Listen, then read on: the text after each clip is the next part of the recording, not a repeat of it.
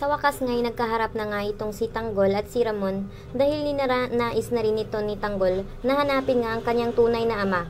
Dahil alam na alam niya, nagkaharap na nga niya itong si Ramon Montenegro. Ang buong akala nga ni Tanggol ay si Ramon Montenegro nga ang pumatay kay Mokang. Imbis na magalit nga siya dito kay Ramon Montenegro, ay nawala nga rin ang kanyang galit lalo pang nalaman nga niya na hindi nga si Ramon ang pumatay dito kay Mokang kundi si Olga. Kaya naman ay desidido na nga siyang makaharap ito. Sa di inaasahan nga ay hindi nga alam nito ni Ramon kung sino nga ba ang pagkatao nga ni Tanggol. Kaya naman nagalit nga siya kung bakit nga ito nangyari. Kaya naman hinahanap nga niya itong si David kung nasaan ito dahil alam niyang pinagloloko lang siya nito at handa nga siya itong patayin. Subalit nga ay pinigilan nga siya nito ni Tanggol dahil kahit papano'y kapatid pa rin niya ito. Kaya hindi nga siya pumayag na basta-basta na lang mawala ang kanyang kapatid. Kaya hinahanapan nga nila ng rason kung ano ang gagawin dito.